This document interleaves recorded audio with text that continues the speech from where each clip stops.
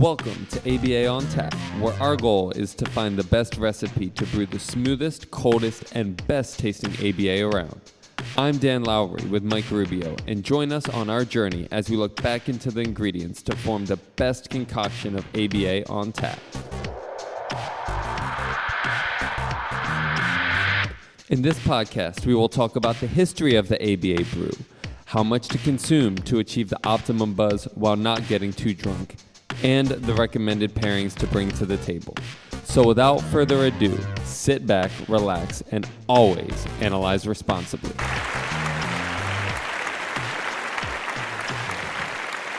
All right, and welcome yet again to another installment of ABA on Tap. I am your co-host, Mike Rubio, along with Daniel Lowry. Mr. Dan, how you doing? Doing great. Very excited for today's episode. I am super excited for today's episode. We are very, very honored to have Stephen and April Smith as guests on today's podcast. How you guys doing, Stephen and April? We're great. Doing good. Thanks for having us. Well, thank you. Thank you for your time. Thank you for accommodating our Sunday recording schedule. This just seems to work best for us in our activity. So we were honored to be guests on your podcast. I think it was back in November of 2023, and that turned out well. So thank you for returning the favor. We have a million questions to ask you guys. We'll try to keep it to about 500,000. I think we have time for that many, right? You were saying. No, so that said, the first thing we want to do is really express our gratitude for all the information that you put out there. We've had a lot of changes in our careers. We're going through a lot of changes currently, and our prospects are all almost completely guided by your courses. So we're really thankful for that. We don't have any official announcements as of yet. You will hear them when we have them here on ABA on Tap, but we can certainly say that both of you and 3 Pi Squared and the ABA Business Leaders courses have really been instrumental in helping us plan for our future. So we're very appreciative. Well, so glad to hear that. Yeah. All right, well, Mr. Dan, you want to kick us off and just, I guess the first things first, let's just hear the origin story. Again, you guys have certainly become heroes to us in our current in our current quest. So tell us how you got started. I know that you were in more direct practice, and now maybe you spend most of your time with consulting. Give us a little synopsis here on the origin story. Yeah, definitely. I would be happy to. So I have been in the ABA field since, the early 90s. Back before all of the BCBA and insurance, and back before it was cool, yeah. So I've been in the field as a tech. Back then we called it behavioral therapist. Yep. But anyways, ABA line therapist. Back in the early, I think my first training was in Lovas training. So I've come quite a long way and seen the industry change and grow over this last bit. To bring us to when we started together is we were living in Virginia. We had just moved to Virginia from South Carolina, and I was looking for a job in the ABA company, in the ABA industry, and there was nothing. And I thought for sure we were outside of DC, we would have a lot of opportunities, much greater than South Carolina, but it just really didn't work out.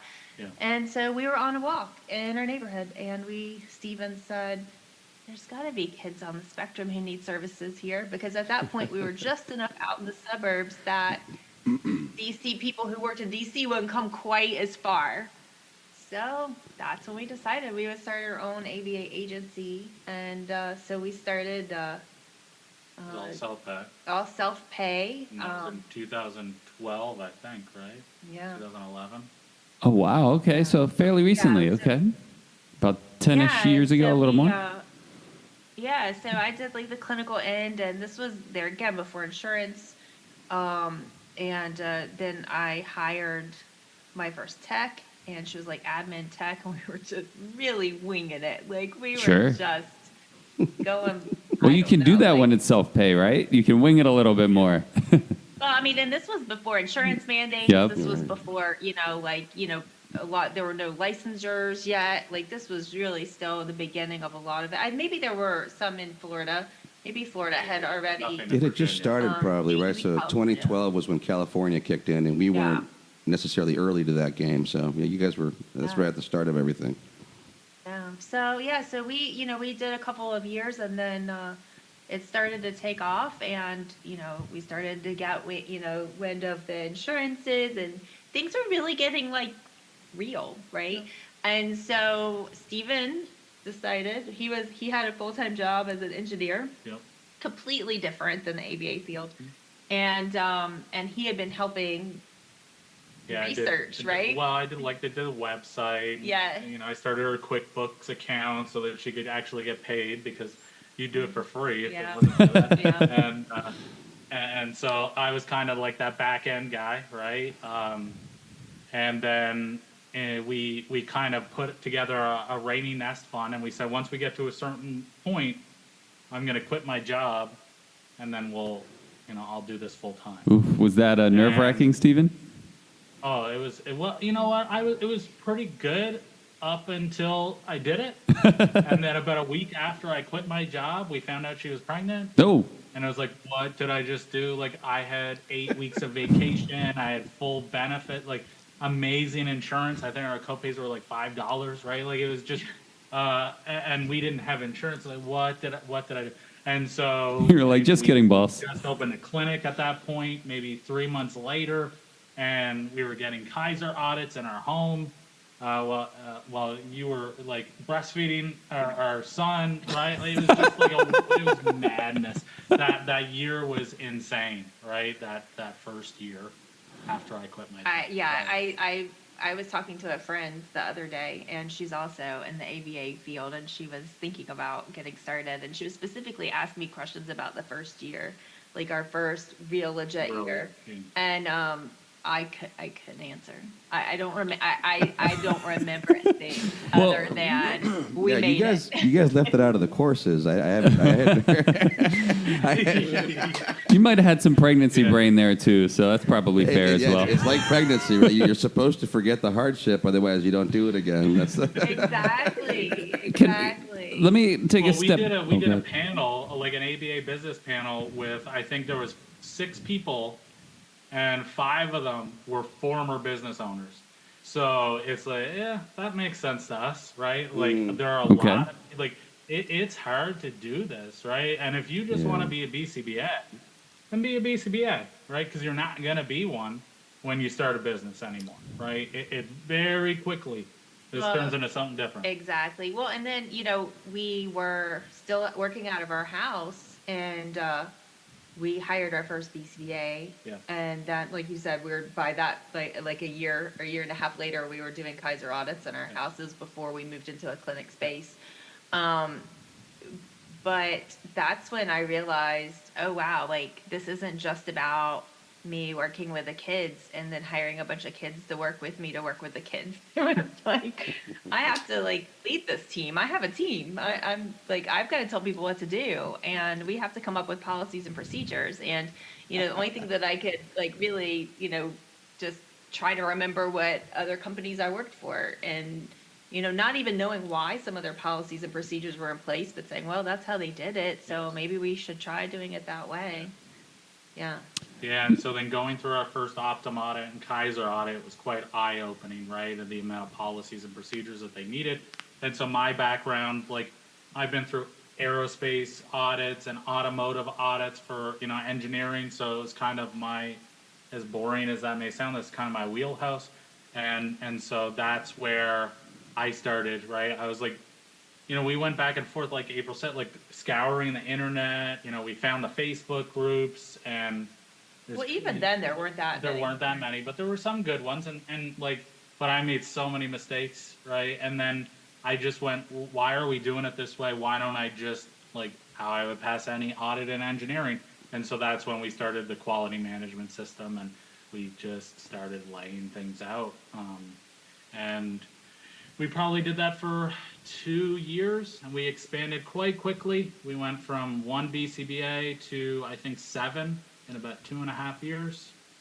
and all the RBTs that went with that, and we went from no clinic and all in home to a 4,000 square foot clinic plus in home, and April just hit the gas and she's like, "Dude, that's it, I'm done." Or You were hitting the gas. I wanted to hit the gas. I was like, I was fantasizing about our second clinic, and she was like, "No, that's it, we're done." And, Whoa.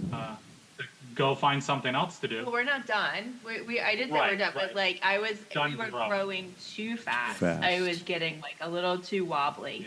Yeah. And I just didn't have the energy and the skills really still.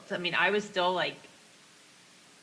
learning how to manage what I had, and things were going a little too fast. And so we decided to kind of, put a pause on that growth because I didn't want it to fall out from underneath us either. Right. Yeah. And then in the meantime, I saw a bunch of people just like April in Facebook groups saying, how do I pass these audits? What policies and procedures do I need? And so I reached out to, Robin was my first customer. She's behavior what is it? Oh, I guess I'm blanking on the name. Yeah, I'll have to, sorry, Robin. But yes, she was in Atlanta and she needed some help. And so I shared my policies and procedures with her. And I was like, okay, wow, I can make a business out of this. And, like I said, I needed something to do because So, and then I started sharing this with more people. And so probably 2017, February of 2017 is when I opened 3 Pi Squared. And then I would say within 6 months, I had pretty much removed myself from Corner Piece and was mostly full-time with 3 Pi Squared at that point.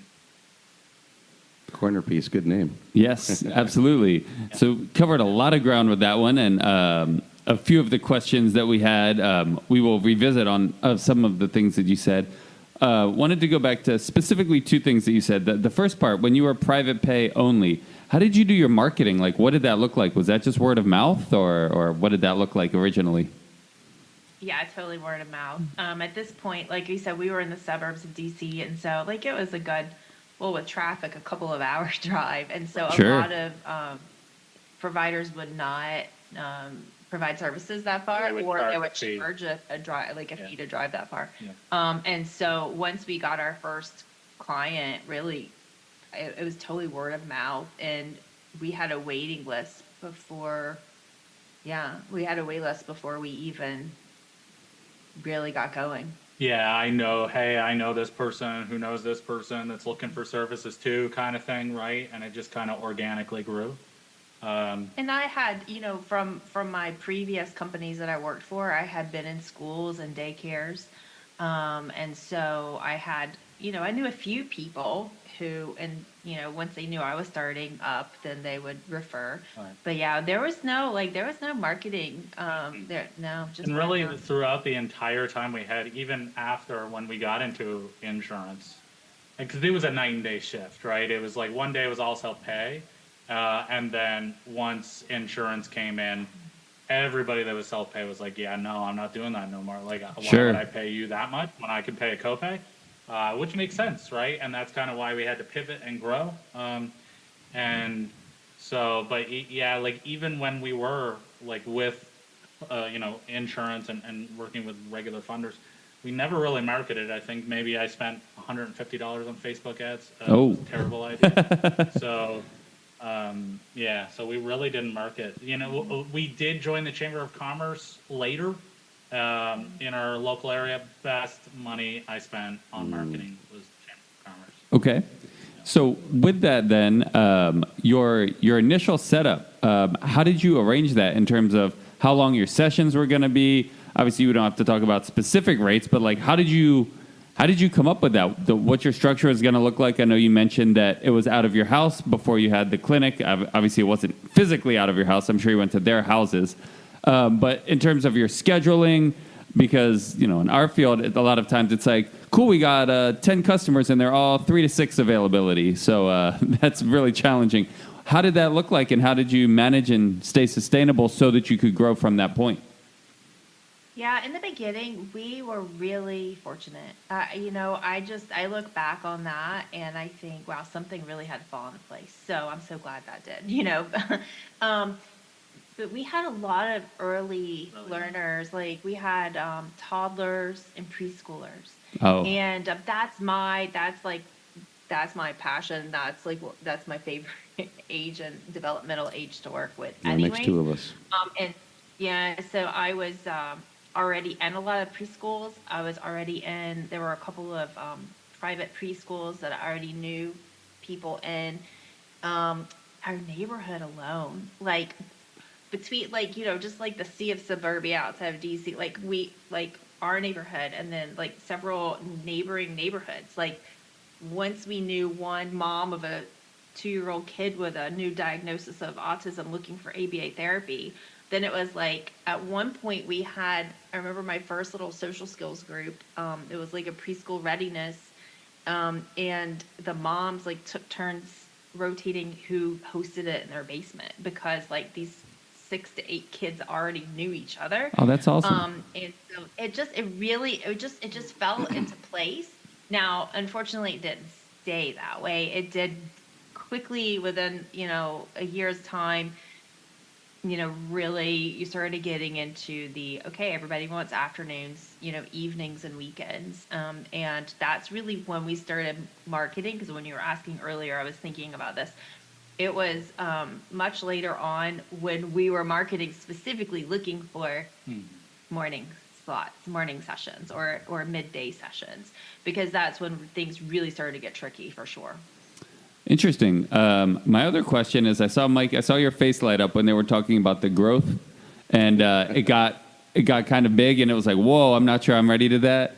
Mike, I didn't know if you had a question or wanted to speak to that, but I saw your face light up, so I jotted it down. What was the biggest concern? It couldn't have been a fiscal concern, so it had to have been something about your clinical implementation, the quality of your services. Am I on the right track there? Talk to us a little bit about that. Yeah, I mean, I really wanted to know all of my clients. Like looking back on it, I just wasn't ready. Like personally, it was like Sure. it was more of a personal opinion. Now, Stephen, we really had a lot of tension there for a while because he was like, wow, this is really working and this is doing well. Look at how many kids we're helping, and we're actually making money on this, and let's keep going. Let's open a second. And I really at that point, like I don't know, like put I put my brakes on because I got to the point where I didn't know the faces of the kids, right, that I was serving. And I was such a hands-on person, and I had such a passion of really working with the little guys, like you know, witnessing their first words and whatever, right? Like I just was really so into that, and up in like for years into it, I made sure that I went out to do home visits on like a regular rotation. And also like we didn't have KPI. We didn't have like, and so really for me at that point, the only way that I could take a temperature on things and make sure like things are going on was like to over micromanage, right? Looking back on that, yeah, I could have stepped back and I could have done some of the things that we, talk about doing now and some of the things we did later in the career. But yeah, I just wasn't ready for growth. I just wasn't ready. I didn't want to get big. I still had a small child that, I wanted to be home with in the evenings, and yeah, so it was just a personal choice really, but we could have really rode that wave and I think also like, I think the big thing is as we started to grow, we added those policies, and the other thing is just not really having, I guess the issues that we would see is like, like just BCBAs not getting enough parent training hours, avoiding parent training, right? Or not getting their treatment plans in on time, things like this. just managing people. And then cancellations on the RBT side, but even on the BCBA side, but mostly on the RBT side. And what you would see like is that we didn't have enough clear systems in place, and so that's when you start feeling those pain points. And so when I'm working with someone else like that's kind of where it gets right. Like, and I think we had, I don't know if we've released this podcast or not, but like there's a point where you can micromanage it pretty well, right? Like you can just be in you're the quality manager, you're the ethics manager, you're the security officer, you're the clinical director, you're the intake specialist, you're the biller, you hire everybody, you fire everybody, You are HR. the family coordinator, right? Like you're everything, right? And you're working 80, 90 hours a week. And you can do that. Everybody can do that for a certain amount of time. Some people can do it for 6 months. Some people can do it for 2.5 years. But everybody has a breaking point, and then that's where you start to see the quality go down, right? And then they will come to us, and I've heard this so many times, like, I quit my last job because I felt uncomfortable with what they were telling me to do. I felt like it was unethical. And now, after 2 years or whatever, I now find myself in that very same place, except I own it, right? I own the mess. And so, like, that's why we harp on this all the time. But it's just so important. It is like it's very scalable. It's easy to scale it if you have the right things in place. But if you grow too fast, too quickly, without those things in place, it's gonna fall apart on itself. Right, under its own weight, and so that's and we've been there many times. Like it was like the tension between us, right, where it was good and bad, right. It was terrible for our marriage, but it was very helpful for the business, right. She was very, very focused on quality of care, and I was very focused on revenue and profitability. But they worked, right? It worked. You have to have both. It worked. You really do. Interesting. That's the balance there, right? It might be far apart, but that's sort of the balance there. And okay, go ahead, Dan. I was just going to say, I think you touched on two really interesting points that I wanted to elaborate and see if you wanted to speak more on, or if you feel like you've said your piece on it. The first one, you talked about the scale and going from like the micro to like the larger scale. And you mentioned the RBT cancellations being challenging.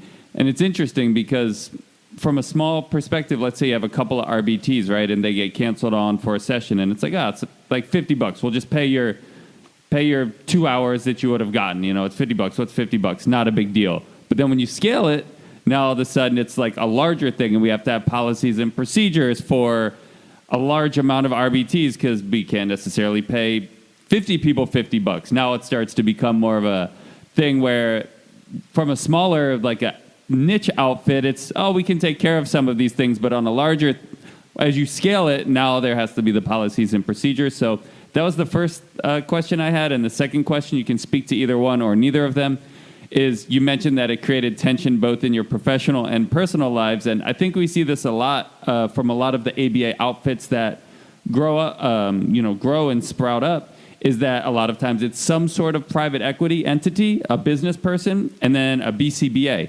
And a lot of times they can have differing opinions on how we should do things because the money comes with scale. So it's like, let's scale it as fast as we can from the business person or the private equity or private entity. The money, it's scale. Let's get it out there. And then the clinical person sometimes is like, no, it's scaling a little bit too fast. I know, we've seen that with multiple examples, out here, and that can lead to some strife or some tension, both professionally, and a lot of times it's not a husband and wife, and at least in my experience, but I imagine it can create some tension as well in your experiences. So I don't know if there was anything else you wanted to say in terms of the scaling and what that looked like, or the tension it creates between the business person and the clinical person.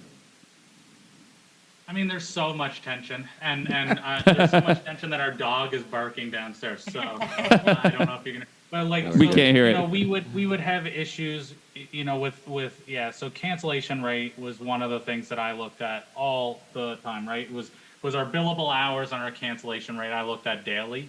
But like as far as like how like I maybe even lost your question to a certain extent, but there is definitely like.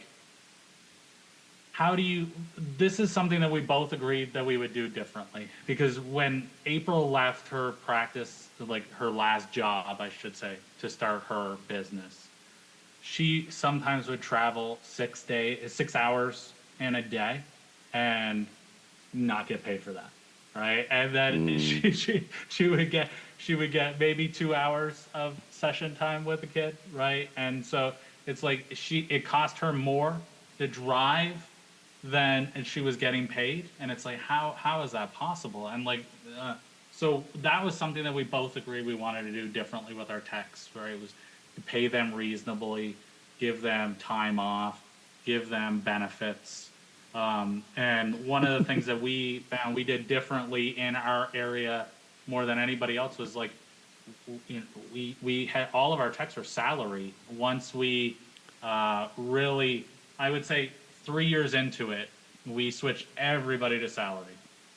And it was really important for us.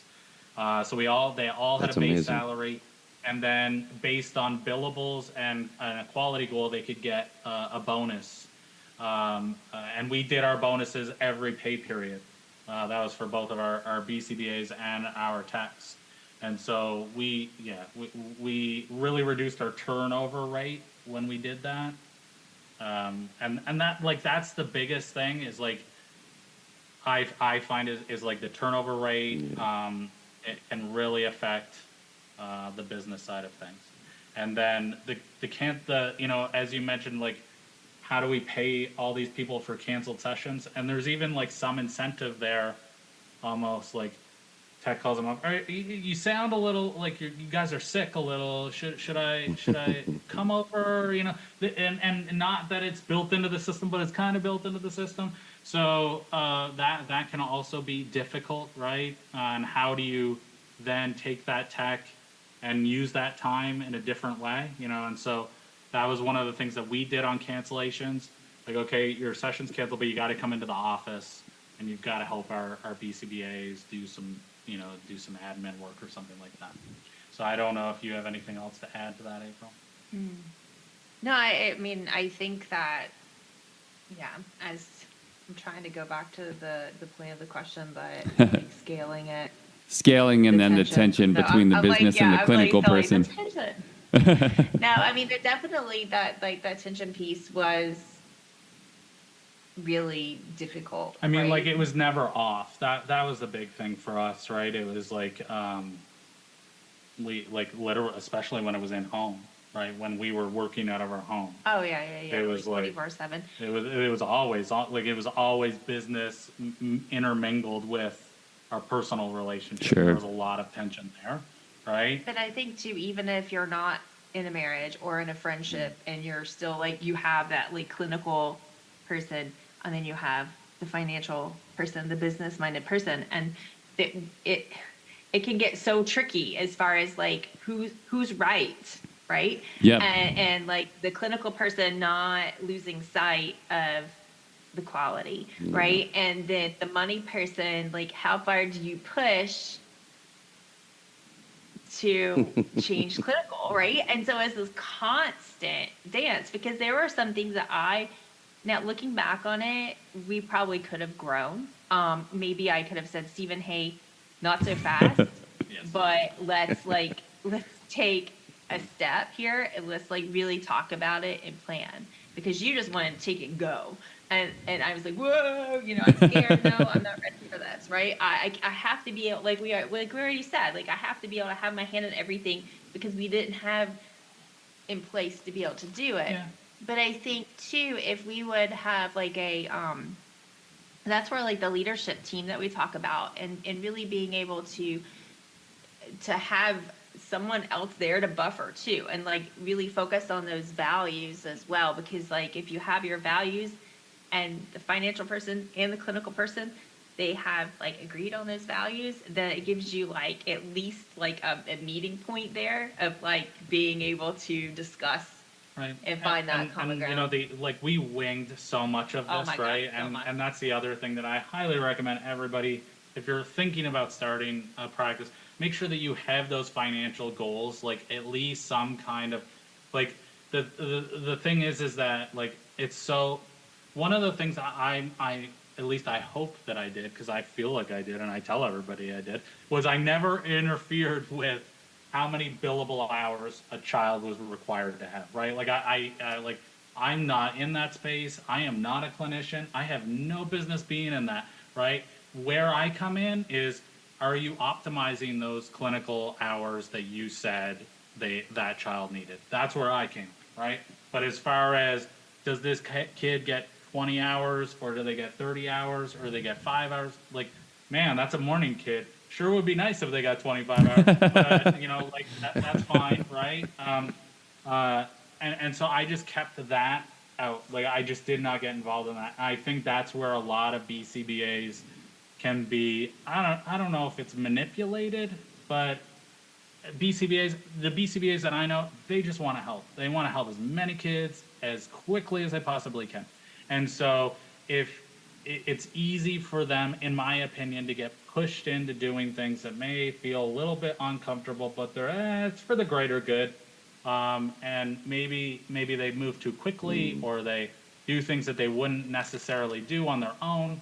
And that's one thing that when people do come to me and they're like, hey, should I start a franchise, or should I go with a PE person? And like I'm like, no, don't, right? Like, why would you do that?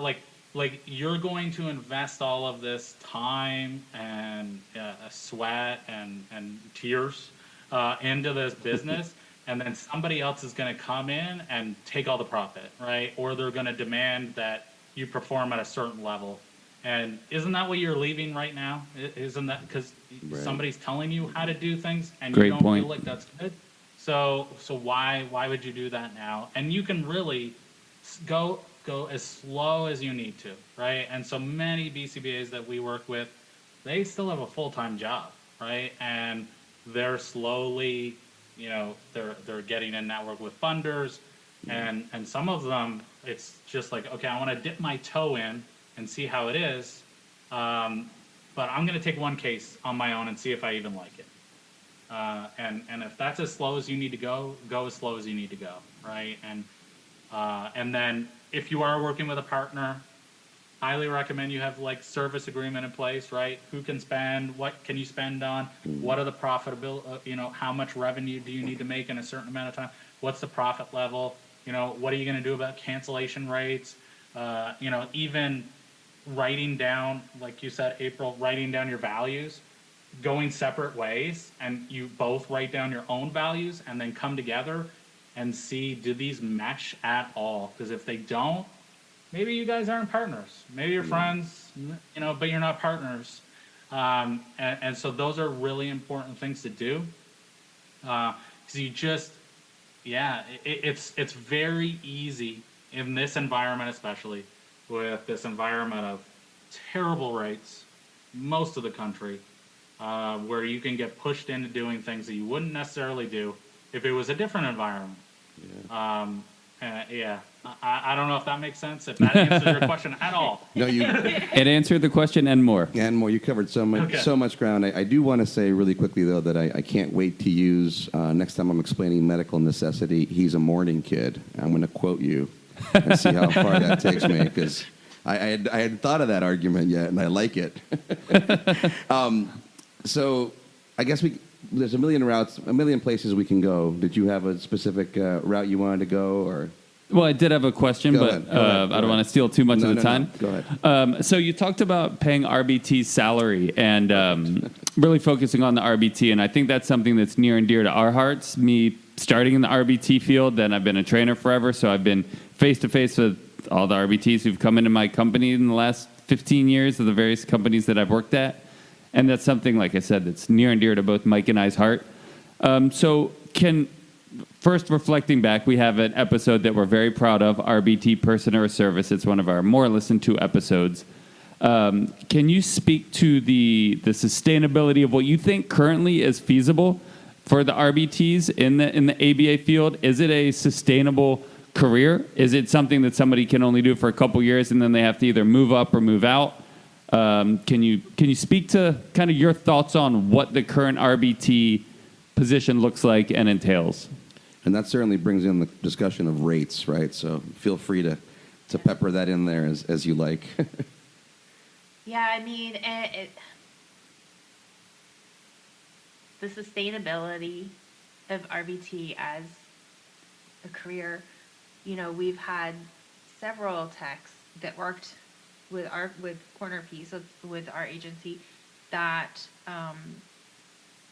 they were amazing, and they were right where they wanted to be, and they would be there for 50 years if they could, But for the most part, people want opportunity to grow and to develop and to move up and to make more money and even have more responsibility. And so one of the things that we worked on, we were never able to bring it to fruition with Corner Piece, but we're working on it with 3 Pi Squared, is like really working on those tiers of techs and helping companies be able to provide the training and also the means to be able to pay them, which means you need to be able to get paid from insurance.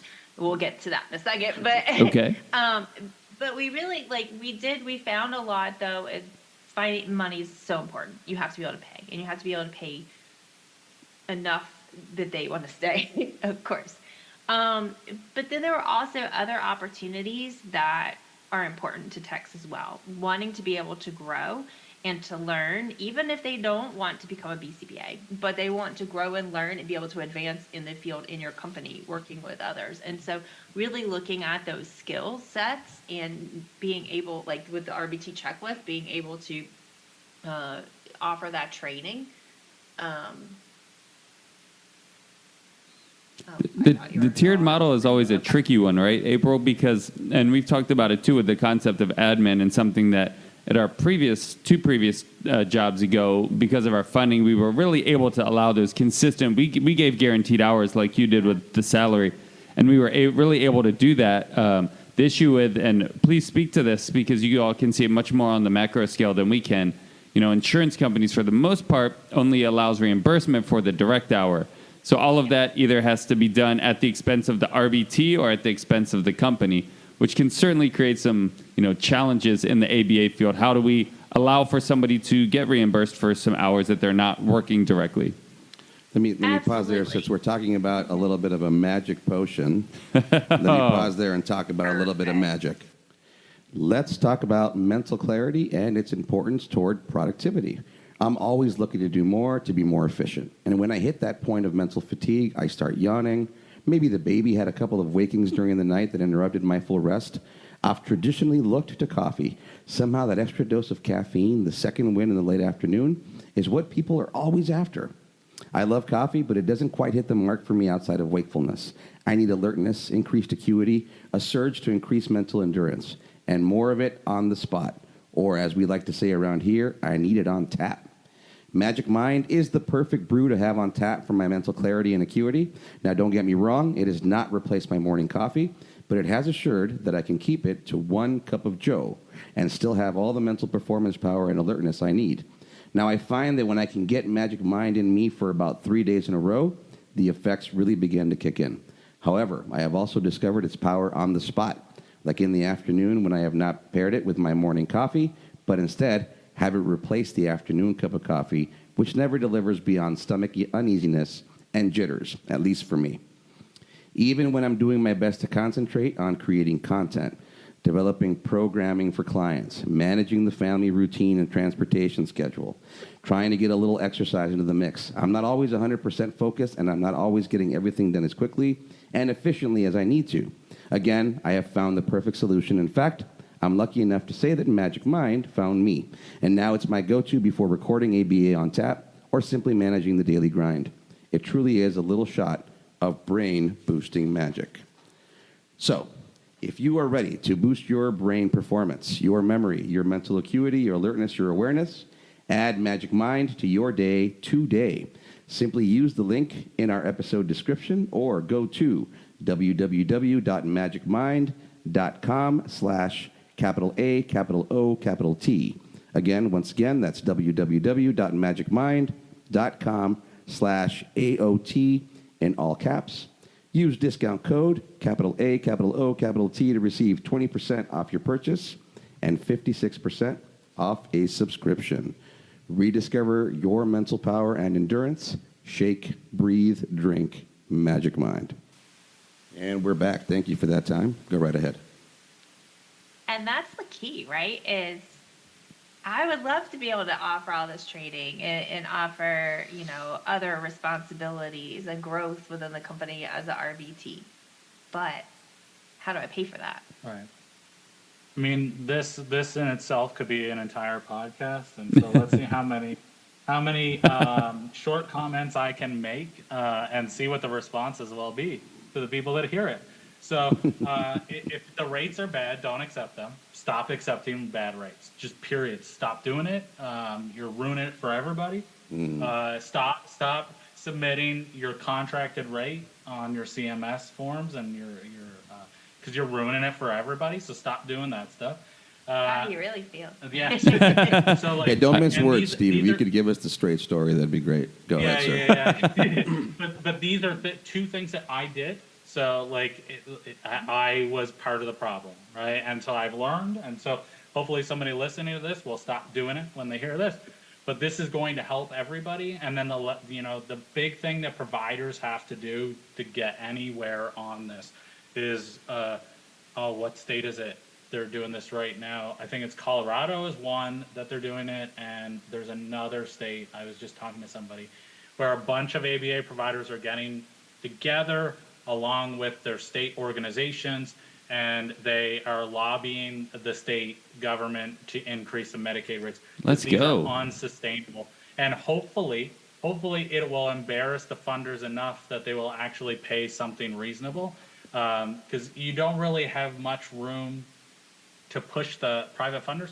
But if the Medicaid rate is that much better, then maybe they'll have to adjust their rates as well. So like that's the issue, right? Is like well-meaning, amazing BCBAs are accepting shit rates. And so when you do that, you can't pay your techs, right? And you can want to provide quality, awesome, ethical services, but if you're making $40 an hour on a direct service rate and your cancellation's 10%, because hey, I love everybody and I'm not going to get mad at anybody if they cancel sessions, then yeah, you're going to have terrible profitability. You're probably going to be losing money. Certainly you're not making a salary. And again, we get to that burnout issue, and like burnout on the techs, burnout on the Yep. owner, burnout in the BCBAs if they're there, and you're providing terrible services because everybody's burnt out and no one's getting paid. So like that's just kind of the state of ABA right now. True. And can you do this better? Yeah. If your rates are 50% better, then of course you can. But if that's what there are a lot of people coming to me that their rates are $40, $45 an hour for a tech. I don't know how you do it. I don't know how you do that. The math doesn't work for me. That would not work in California. Oh, boy. I'll tell you that much. Would not work at all. I'm hoping we can. We're eating up our time very nicely here. Yes. I knew that we would. We have a lot to talk about. All the variables that you've been mentioning, Steve, here are going to have an impact on the clinical service and the quality. You've alluded to that already. ABA is getting a pretty big kickback from the neurodivergent community. What's the blend there? What I know that as BCBAs, we would love to say no, nothing about what's being said is valid. We know that's not true. In fact, it behooves us to listen, and we're very close listeners to that very fair criticism. How much of that is fueled by the poor funding, by the fact that we have to dilute the quality of services as we try to get more clients and we extend our RBT's hours, and they want to make a livable wage. So here they are, working 4 or 5 clients a day, which to me seems like an impossibility. I can do 3 as a supervisor, and after that, I'm pretty spent. If I've put my time in, I'm pretty spent. We've got RBTs doing a lot more work, and then we've got people complaining about the quality of service and even, it being traumatic to a certain extent, yet maybe a lot of people on our side still won't listen despite all the variables and problems you've just cited. So you guys can speak to that a little bit. What's the answer? What's the worst part of it? And then what's the shining light? Is there a light at the end of this tunnel here? That's a lot. I'm going to be the negative person. Yeah, I mean, before you get into it, though, like before you get onto your because I could just see it in your face. He liked that. No, he liked that question. He was ready to go. Thank you, April, for holding him at bay for a little while, letting him simmer a little bit. Steve, did you say I'm the negative person? I feel like that's really there's that relationship. The realist, right? Yes, the realist. I mean, no. Luckily, since I've closed my business and we're now working at 3 Pi Square together, our relationship has gone so much stronger. So much better. But Good. But Good. no, We're glad. as far as like text, right? Like we have to put more time and effort into training. The amount of people that I've been consulting since I started working at 3 Pi Squared, who think that they can hire a tech one day and throw them out into the field the next day. No, we cannot do that. We cannot do that. So, clinically speaking, for quality, we have to put the time and effort into training our staff before they step foot into the session, whether it's home or clinic. In clinic, you have a little bit more, there's other people in the building, right? And there's sometimes a higher rate of supervision, or there's more people in the space. And so there's a little bit more accountability there because of that. But in home, they're going perhaps down to the basement with like one-on-one with no one else around. Hopefully your policies are that some adult outside of, should be home. Yep. Please don't leave your staff alone. I'm holding back, April. I don't know how much longer I can do it. Clinically, Your face is almost as red as your shirt now, Stephen. I know, right? We have to train our staff, but to be able to do that, I get it. As a business owner, you have to make the money to be able to put your staff in.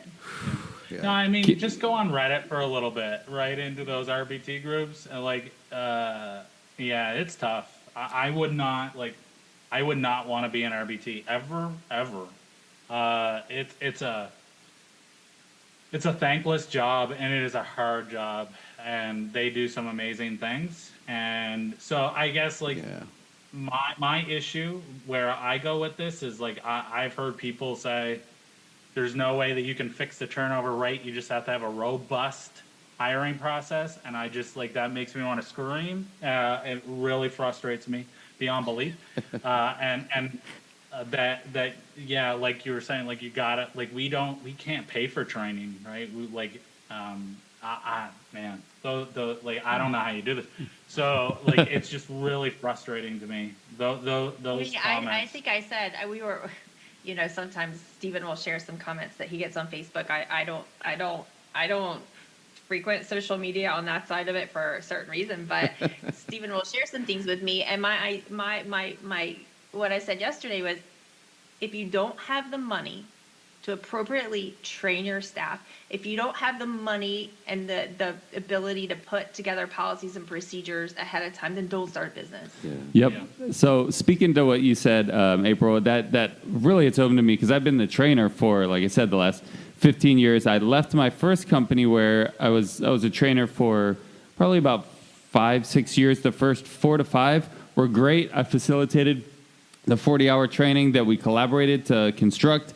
It was great. It was in person. And then the last year was literally, I think they went to Relias or whatever the online training was, or maybe they even created their own trainings, might have been before Relias, where it was 40 hours in the iPad because the company had expanded, so they wanted standardized training. And me as the trainer, I literally just sat and watched people on 40 hours attain all the information, which would glitch, and they would be 3/4 of the way through a module, and it would glitch, and then they would have to restart. Over.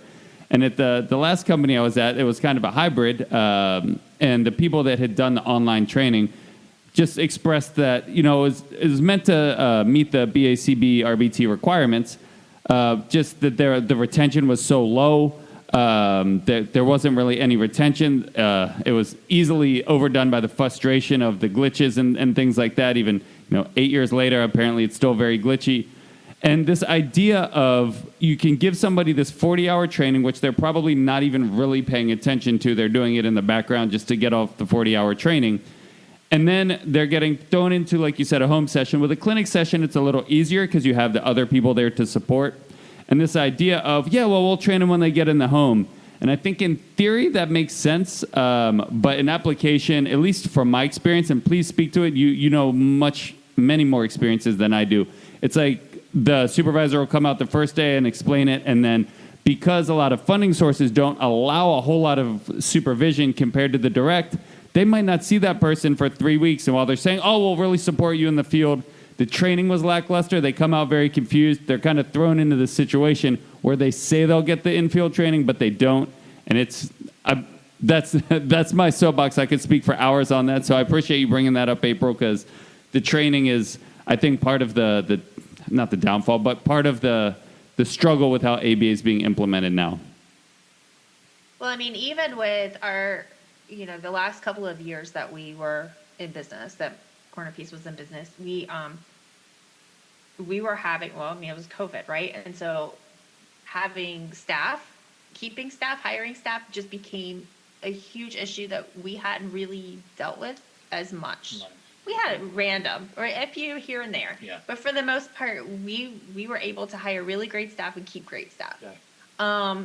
And so I really got a taste of what it's like to have such a high turnover when everything changed. And even during that, when it was a little tempting to push people through training so that we could get them out, to get them in the homes to provide the service, I just couldn't speed it up too much because we had, my thing was we had even if you came to us as an RBT who's been working for 5 years in the field, we still made you go through all the competencies. We still went through the training. We still tested things out. You still had to come in. Well, we did it was virtual there for a while, but I really liked having people come into the office to have to do the trainings. And I tried to make the training that first couple of weeks kind of difficult, right? Because I needed to know that you were going to be able to show up, that you were going to be able to produce, that you were going to be able to learn, that you were going to be able to learn under pressure, that all of these things. But I feel like we were also at a point where we were able to pay them a decent amount, and we were good enough. We still wanted to do a whole lot more, but we had just enough that we were able to, to pay them what they were worth. Although some people might not think they wanted a lot more than what we could pay, but they were definitely. We were able to give them the benefits. We were able to give them security, and training was important. And again, if you're making 40 hours. $40 an hour. I don't know how you do any of this stuff. And this is what you get, right? You get low quality, high turnover. And then what the funder can then do is say, look, ABA's terrible. Why would you even do that? We need to cut the rates and cut the hours. And then you have, the anti-ABA that is, I'm not going to say 100% right, but probably 85% right. And because I would not trust my child with who can talk very clearly and tells me all of his feelings better than I can share my feelings with someone with 20 hours of experience. Yep. Right? I wouldn't trust them with so why would we expect that a child that may be nonverbal and a population that is abused at a higher frequency, why would we expect to put them in that situation? And I think it's unfair for everybody involved. And it's in an environment that how else do you see this going? You're watching the car wreck. Of course, it's snowing outside, the roads are icy, it's a sharp turn, and you were going too fast. That was going to happen. I saw that coming a mile away, right? And so this is low rates, poor training requirements. That 40 hours, really? That 40? That's wow. Who came up with 40 hours? I can't tell you how many techs came to interview over the years who said that they did not even get competencies. Well, yeah, I remember interviewing an RBT that was certified and had a year's experience, and we asked them what the definition of man was, and they couldn't give it to us. So, like, Oh, Lord. like, what, you know what I mean? Like, this is we didn't do that in our past company. Our supervisor just signed off. What? Like, why do I have to do this? And so it's just like, and again, we've set up this environment, and now we're saying, why is the house on fire, right? Well, because you lit the match and use gasoline, right? Like, yeah, that's what do you expect? I mean, And sadly, ultimately, that's why I just made the decision to close. And we could probably sell our rates. Anybody listening wants Yeah. some really good rates in Virginia. We'll talk about that off. We'll talk about that off the air, if that's okay. No need to disseminate those too far. We'll take care of those. Thank you, Steve. No, go ahead. Sorry. Yeah, I mean that's why I made the final decision to close. It, is because I couldn't keep up. We couldn't give what we needed to give to be able to keep and sustain quality services. Right. And I would rather not provide services and try to help on this end of things than be part of the problem. I just couldn't keep staff, and we had decent rates. Could we have had better rates? Heck yeah. Yes. If we had better rates, would I have been able to keep more quality staff to continue to have more quality services? Probably. Yeah. Yeah. And I mean, I hate that it comes down to this, but it does, right? Like, if you don't have sustainable rates, and they're not going to give you a rate, like, again, I talked to providers, and I haven't gotten a rate increase in 10 years. And I said, yeah, man, like, like, especially in the last 2 years, like, inflation's good now, though, right? Like, it's all fixed. But before, like 6 months ago, it was pretty bad. But and so, now no one can afford a home. They can't afford rent. And so, you need $30 an hour, just to break even probably. And just maybe I'm wrong on that. Yeah. Depending on the area, right? Yeah. I hear inflation's getting so bad it's even hitting you Canadians up there. And so, but like, if you need to give somebody $30 an hour and you're making 45, like, we haven't even touched on workers' comp. You got to pay for professional liability insurance. You got to pay payroll taxes. You got to pay training. You got to pay for like practice management, right? Like all of this stuff. Yeah, man, it's tough out there. And so I don't want to be super pessimistic, but I'm pretty pessimistic. And so unless people start to push back against these terrible rates, it's gonna get even tougher. That's just. And I think rates are a huge part of it, but also we have to take care of our techs, and we have to train our techs, and we have to train our staff, our BCBAs. We have to train our staff. We have to support our staff. We can't expect more from them than we're giving to them. You know. Yeah. It's a good thing that RBTs don't need time off and never get sick, right? So that's the at least that's the word out on the street. The way I see things being practiced, yeah. I had one quick question, if you don't mind, Mike. No, go right ahead. Steve, you were talking a lot about rates. Do you find, I think we talked about this in one of our previous podcasts, Mike, that the argument can become circular? And this is what we've heard from people on the insurance side is, well, the rates are low because y'all ask for so many hours. And ABA people ask for so many hours because the rates are low. So now it becomes this circular piece of like, who's going to break the circle to help the rate discussion. Any thoughts on that? Yeah, I mean, I think that the 40-hour model. I don't think this survives. Right. I don't know if it's 3-4 years away. But I don't think it. Like, I don't see that happening. I don't know that it is necessary. But you know what?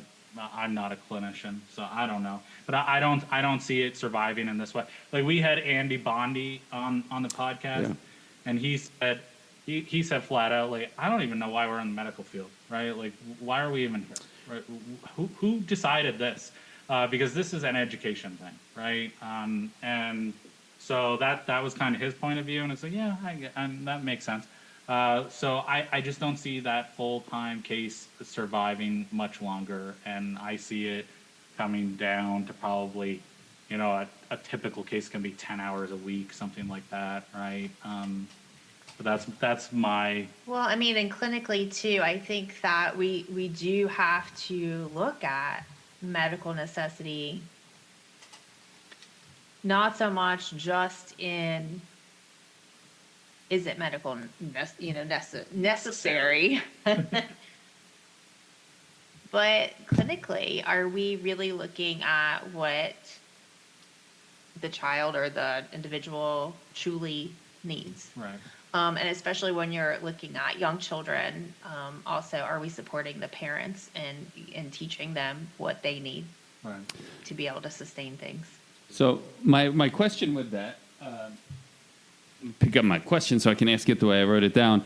And I agree. So that was literally our first episode on the podcast ever is 40 hours to answer. And maybe it was with Lovas in 1985, but it seems like we've progressed enough and have enough school supports and things like that. Well, it's a starting point, right? Yeah. So the 40, we had kids that were being institutionalized. Lovas said, hey, 40 hours of this fixes it. And then somebody recently said, hey, 25 hours works. And then I think what we're saying is it works.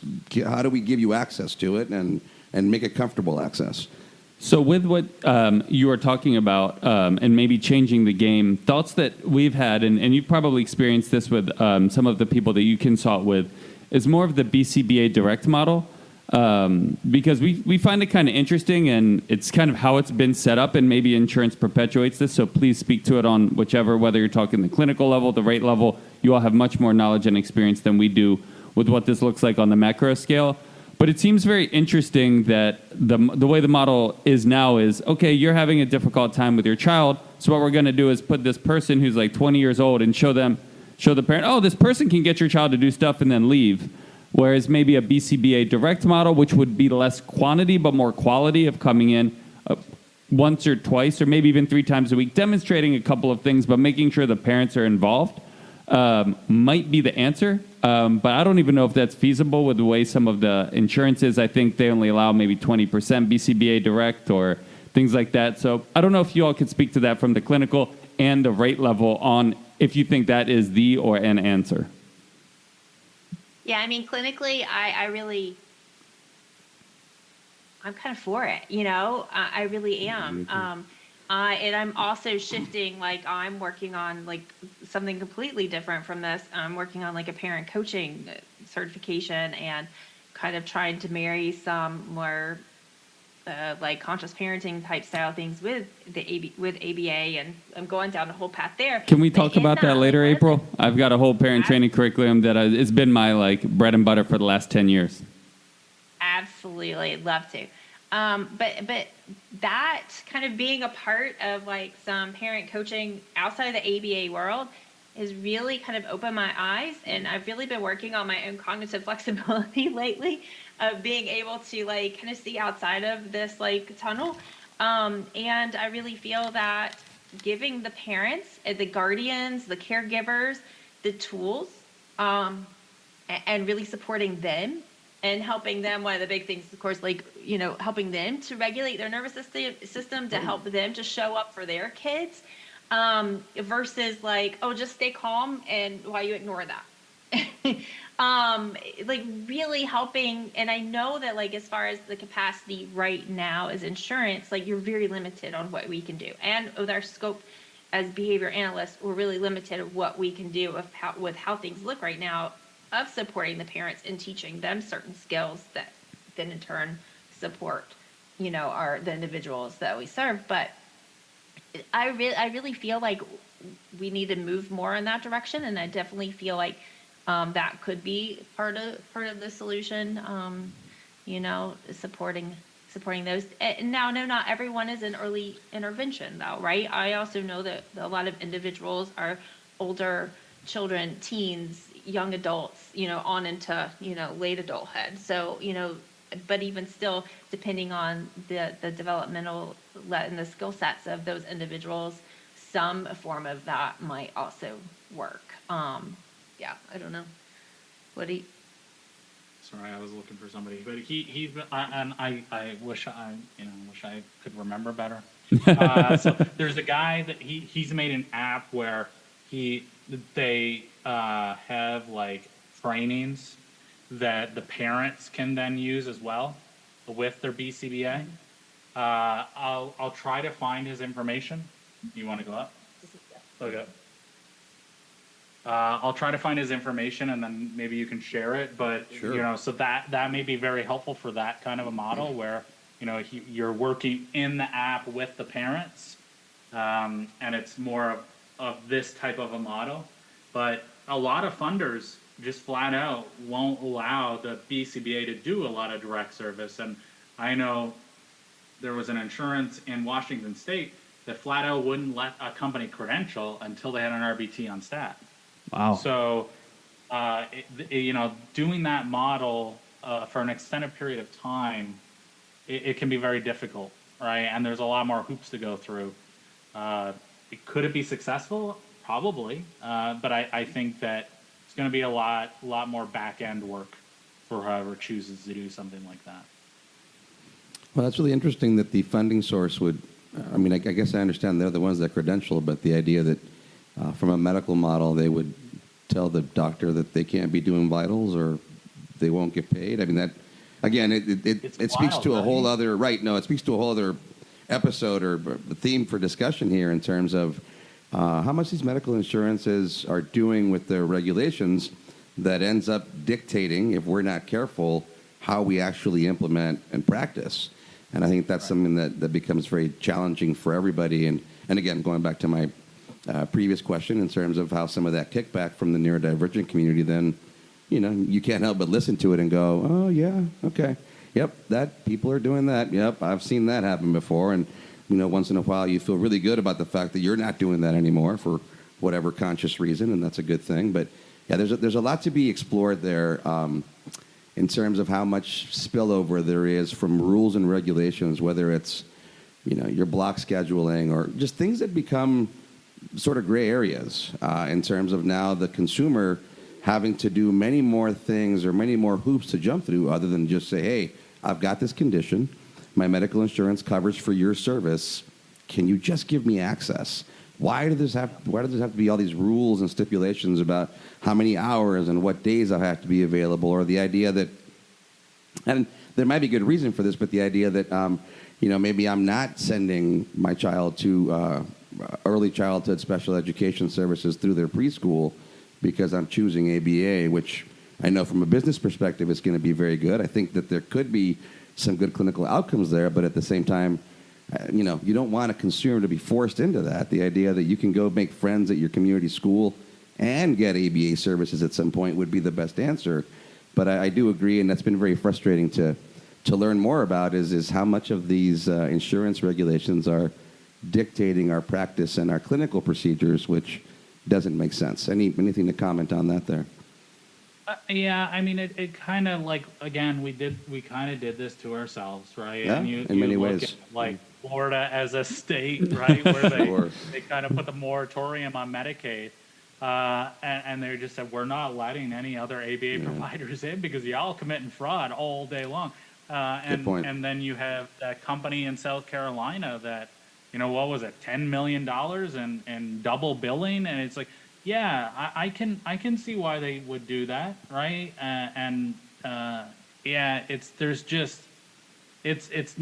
There's not one simple answer, right? While rates would help a lot, but I think it was I can't remember the ACQ guy. What's his name? ACQ. You remember his name? Oh my goodness! We'll do a part 2 where Steve comes back with all the names of the people he forgot. but he was saying like Eric. Yes, there you go. Eric. We got one name. That's one nice. Ding. So yeah, he said like the average level of BCBAs is 3 years in the field. So when you're dealing with a young field. That also can be very difficult, right? That has a whole other animal that has been created, right? Mm-hmm. With just not having the skill that is necessary to do a very difficult job. So, yeah. That's a good point. I was listening in on the Autism Partnership Foundation conference, which was on Friday. And they were talking a lot about the training part, and then university programs. The idea that even those have maybe become a little bit diluted in response to the need. So then you're pumping out a lot of young professionals, and we still have 6 to 8 month waiting lists. So is there something else you guys think we're missing? What else? Clearly there's a need. There's a backlash for our service based on how quickly. Well, I mean, we were Well, talking to a university, and they were. Yeah. I'm not saying the name of the university, not because I can't remember it, but because I'm You'd not rather saying not? the name of the university. Good. Can you all still hear us? Yes. Yes. Yep. Okay. Just hit a quick glitch, So, but we're good. Yeah, you guys like, were good. Like we were asking what the pass rate. Yeah. Okay, great. So we were asking like, what's their first pass rate on the BACB test for these, and I think they prided themselves in a 60% first pass, and I'm like, is that good? Like just to pass the test, right? Like, and so like again, it's a young field, and then the university courses a first pass rate, and this is a big one, and so 60%, it's like, man, and we're hoping for 70% next year, and I'm like, wow, oh, okay. So it's just there's a lot of headwind in this industry, in this field. There's so many things that we need to do better. So I just need to backtrack for a Yeah, go minute for it. back to what we were talking about earlier, as far as like BCBA's delivering direct service. I completely spaced on this, but it just occurred to me. Ontario, have you guys heard about Ontario? They are as of I can't remember. It's soon. It's super soon. RBTs are no longer allowed, and BC ABAs are no longer allowed to practice ABA in Ontario. Wow. So that would be something, if you haven't already, like look into that, because I'm wondering if this is going to be like a forward motion from that. I don't know. I mean, and especially, would it force the issue of raising the rates? I don't know. Hopefully, right? I mean, you're paying somebody more with a higher credential, and hopefully that would make a difference. Now that you mention it, I was doing an RBT renewal, and I noticed something on the website pointing to Ontario. It must have been what they were talking about. So, okay, interesting move. Mr. Dan, what else you got for us on your list over there? I have a couple more questions. If you guys have a couple more minutes, if that's Yeah, okay. we have- Kind of changing gears, because I really do think you all have a very unique perspective of both being from the inside, but also being for overseeing so many people. How many BCBAs do you all? I don't know if you can disclose that. I assume you would. Do you all like consult with or work with or what? Because you all see hundreds, right, of different people in the field, if not thousands. Yeah, so I think our customers, it's above 1,000 now. Awesome. I'm not exactly Total, yes, over yes, the over life. the 7 years that That's a lot of I people. believe it's 7 years that we've been working on this. So, yeah. It's 1,000 businesses. I'm sure some of them have probably been, acquired by someone Sure. else. But yeah, we yeah. So that really gives you the unique and then perspective. the average size of the companies that we work with is about 25 employees. Okay. So you're probably talking 2 or 3 BCBAs.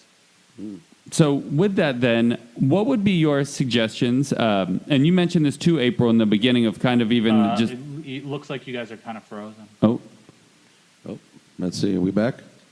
Let's try that again. Sorry about that. For you listening at home, just a little bit of a glitch. Let's try that again, Mr. Dan. a little bit of technical difficulties, but we were just talking about how you all have the very unique perspective to be able to be both on the inside and the outside of the ABA service delivery and see so many young professionals. So my question with that is, what is your thought on clinic versus home sessions when maybe starting at your own ABA practice or things like that? I know you mentioned, April, that your, was it called Cornerstone, I think?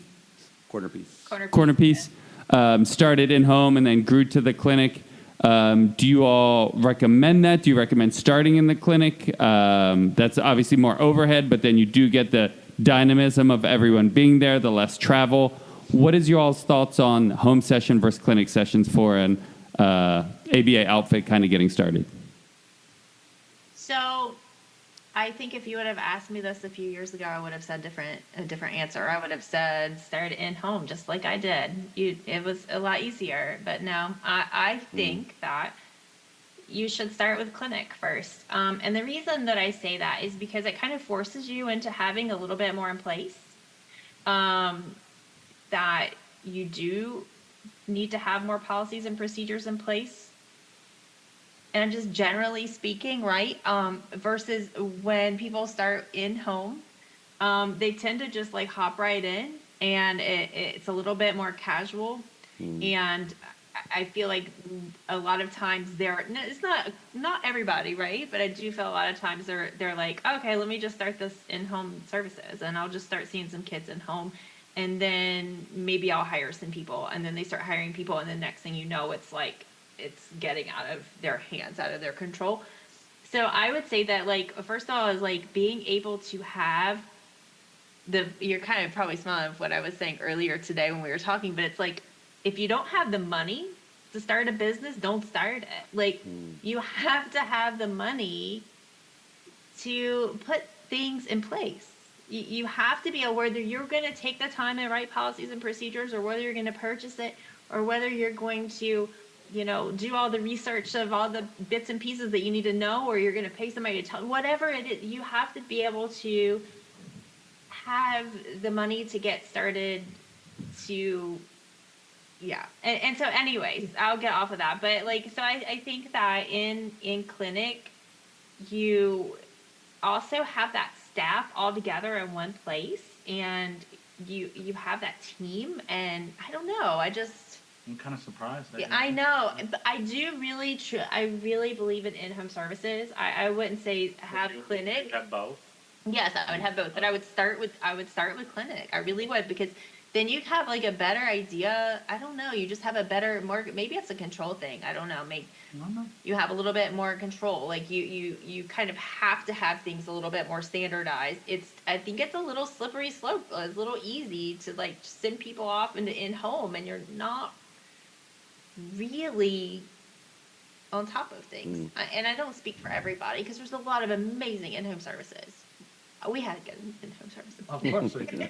I would say that. So my answer would be, to start a clinic, even if it's small. It doesn't have to be big. And then, but I do believe that providing in-home is also important. So some kind of hybrid.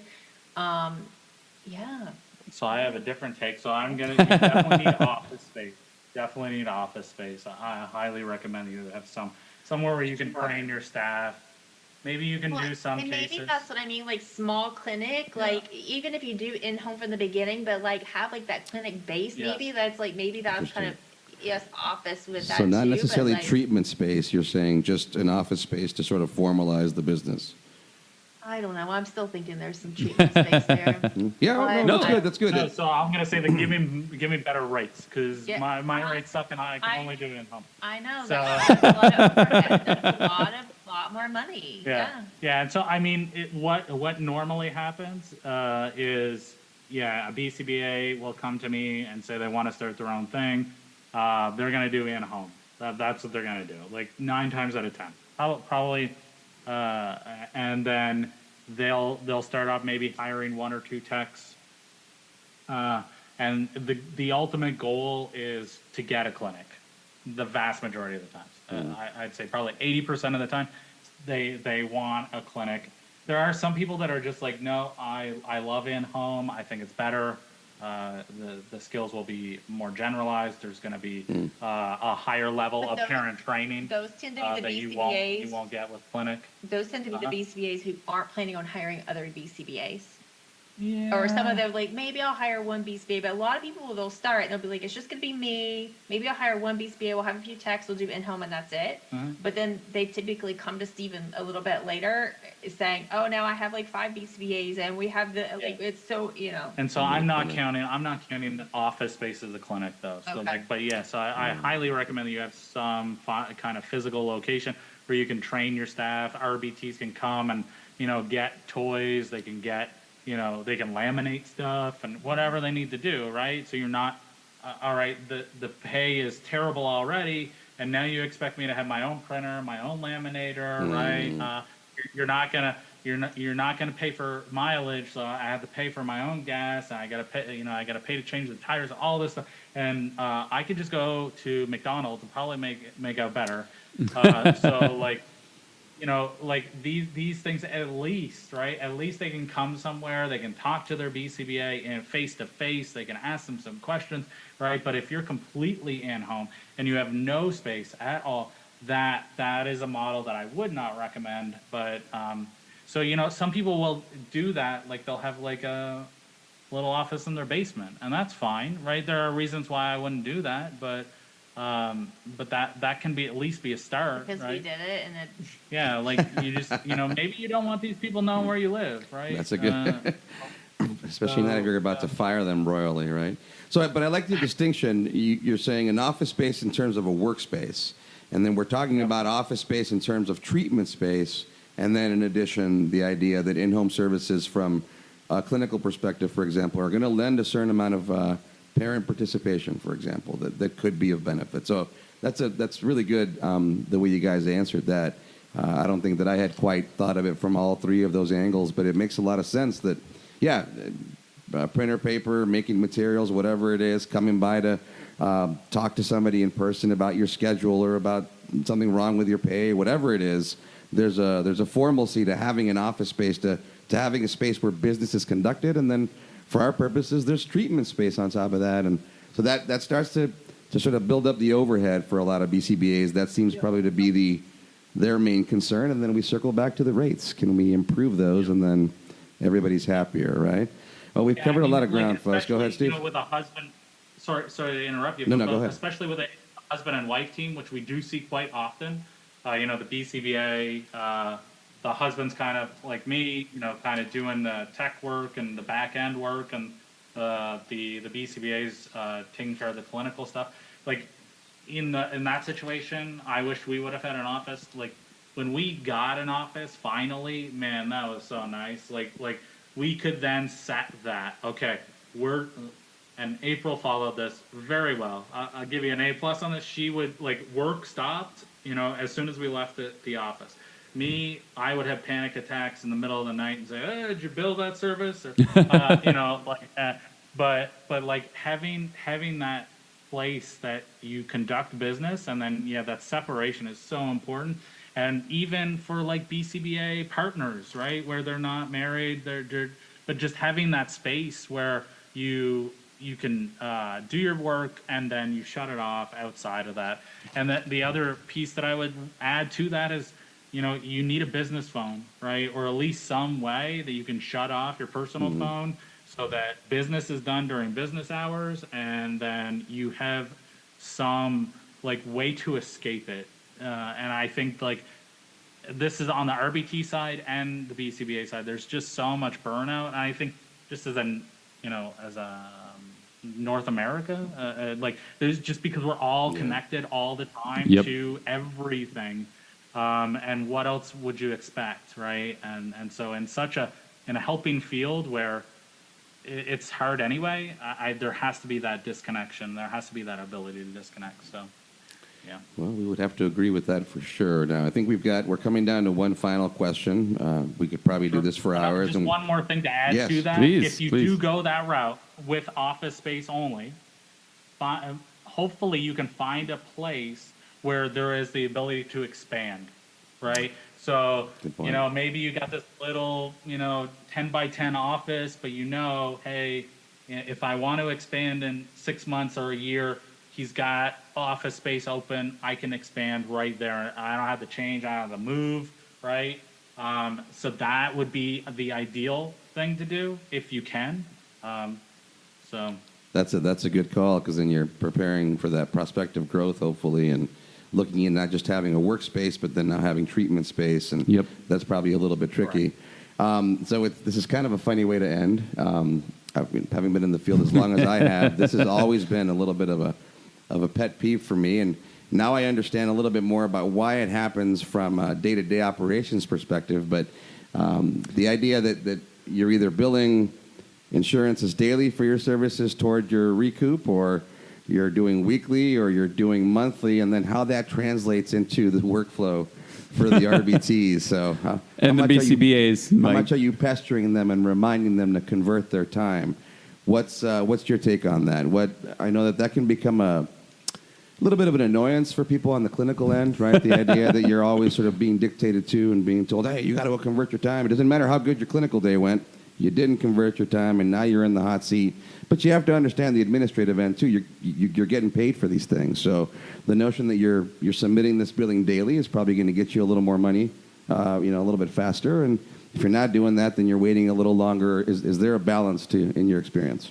That was the most diplomatic I think you could have asked that question, Mike. I'm trying to be. I thought your face was going to be as red as Steve's shirt. Well, also, when you get the reminder that says, don't forget to convert your time, for me, it's like, I'm pretty sure I didn't forget. In fact, I can tell you for sure I put it aside because I was exhausted, and I'll get to it in the morning. But then, I know that I've got, some very kind billing person waking up early to try to get those things done, and now they're stuck on your particular clients because you failed to convert it on time. So, yeah, this is a perfect time for me to apologize to my previous bosses back when I would sit on my paperwork and not get it done.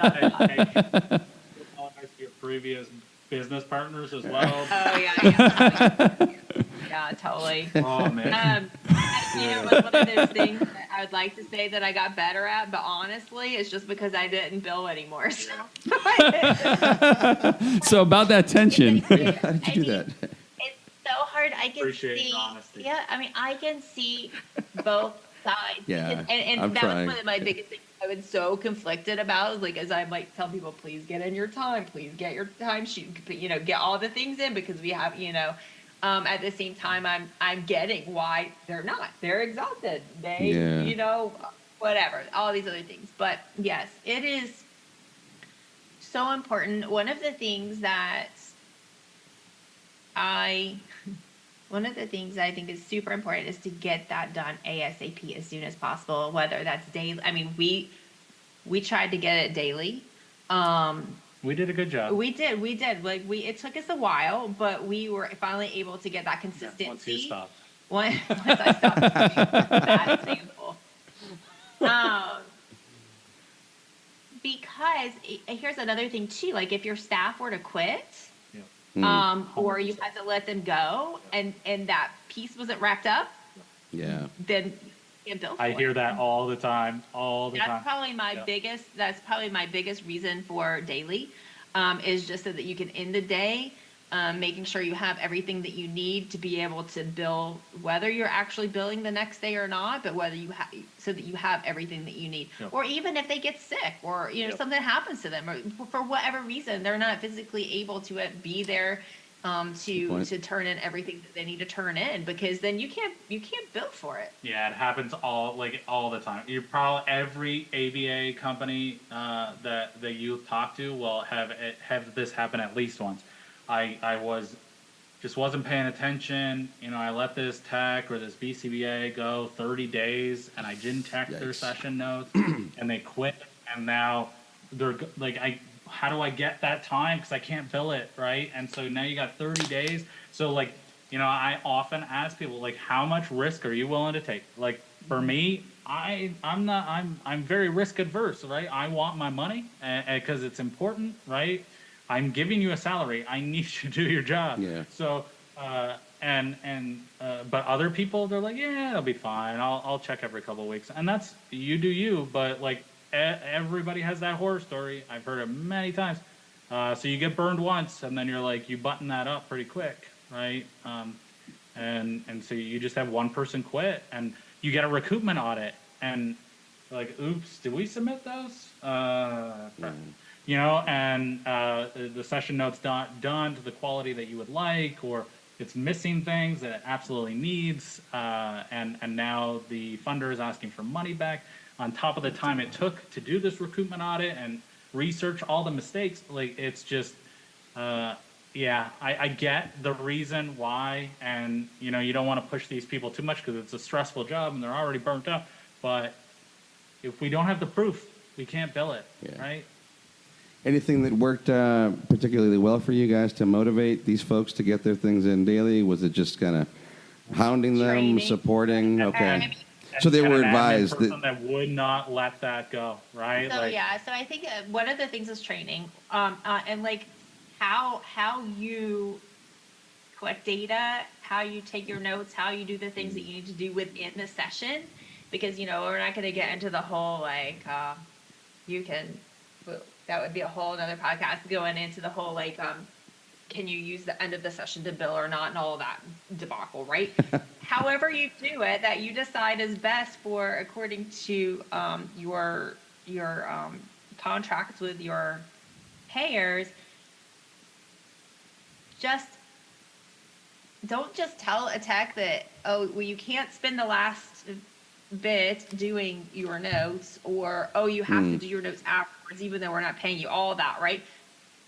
Teach them how to embed it within the session. Teach them how, that, and support them how to do that. And then also having a conversation with them. Once we started the leadership team, and on our leadership team, we had an RBT on our leadership team, and she became privy to a lot of the information that we chat about in some of these meetings. And she was like, well, I had no idea that my timesheets, my session notes, me getting this in had such an impact on the company. Like, she didn't know. So, educating, right? Being clear and communicating and educating your staff on what that means. And then, go ahead. I was going to say, we would have like incentives and things like that. We played around with it.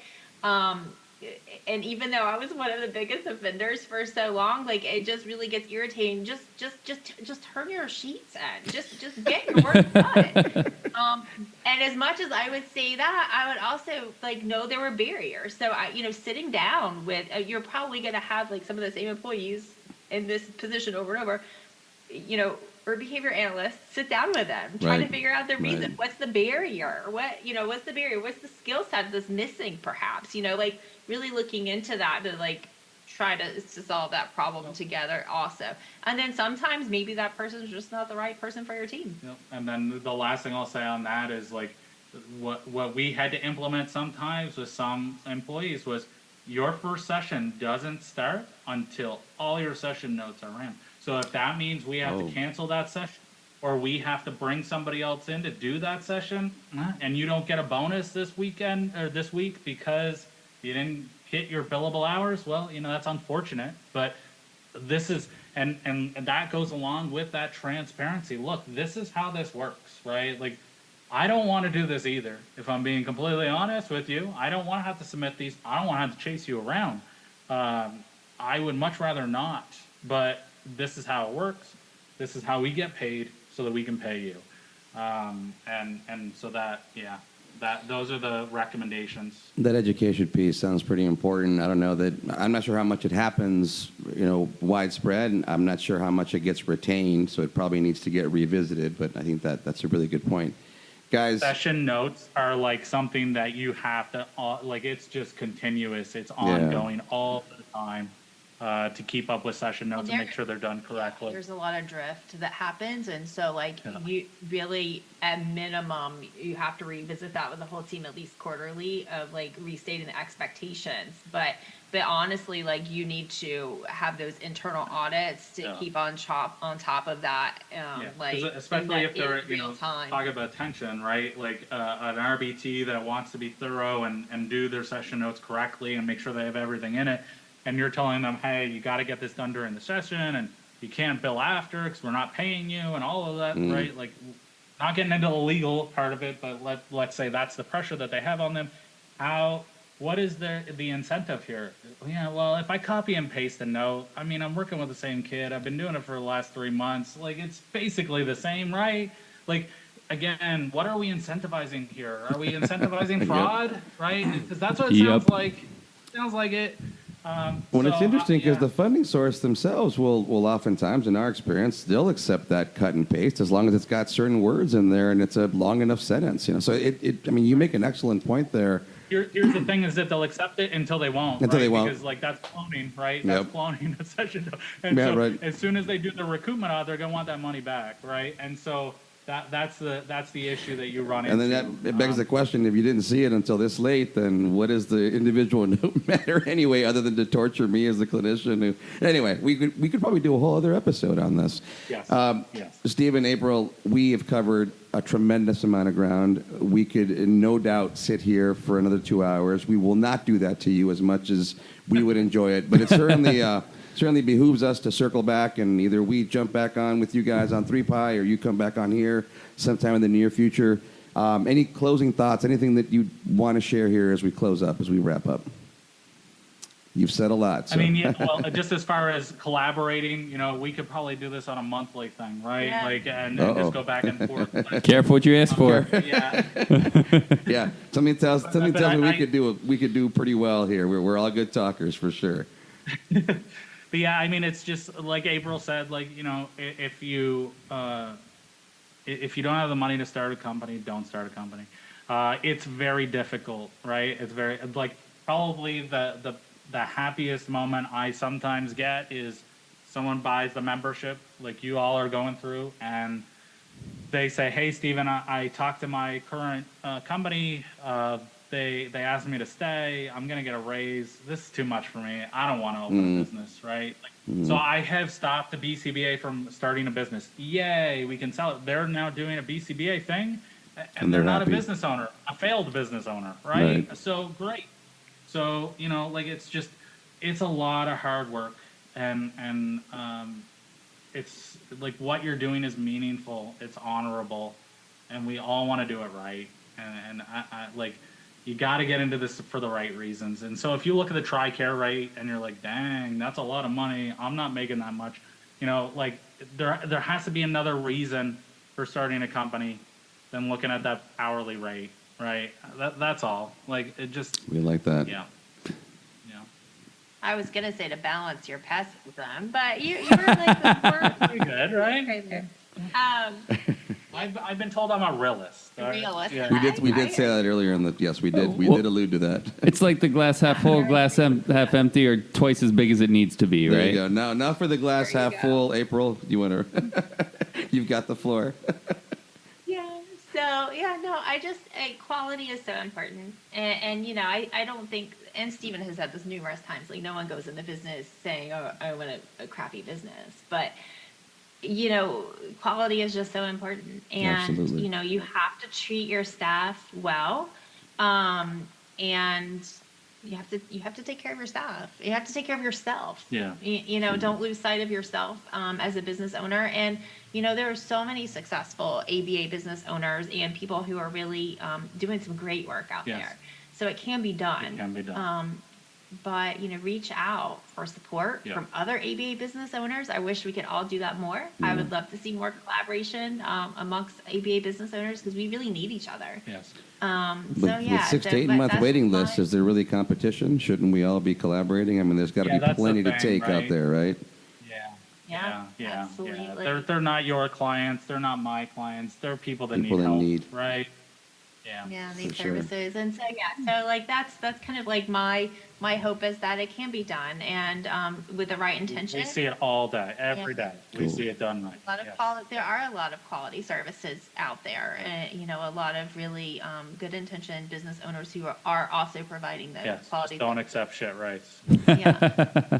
I like that. I like that. That's going to be the closing thought there. Mr. Dan? So, closing thought on our end. Just can't speak to the courses enough. Like the 3Pi Square material for anybody out there listening that's thinking about starting, or like Steven said, investigating and realizing it's not the best option for you, regardless of which end route you take. Can't speak enough to the coursework. Definitely check it out, and it was incredibly enlightening. Or if you're up on your certification cycle, you need to understand better the ins and outs of what your employer goes through. I think that even if you're not interested in starting a business, it's so informative with regard to understanding the ins and outs of, even for me, right? Why do you need to convert your session times every night? All right. Well, we cannot thank you enough for your time and all your knowledge and for coming onto the podcast. Thank you for all the knowledge you're imparting. Keep doing the good work. And as we like to say at the end here, always analyze responsibly. Cheers. Cheers. See ya. Cheers. ABA on Tap is recorded live and unfiltered. We're done for today. You don't have to go home, but you can't stay here. See you next time.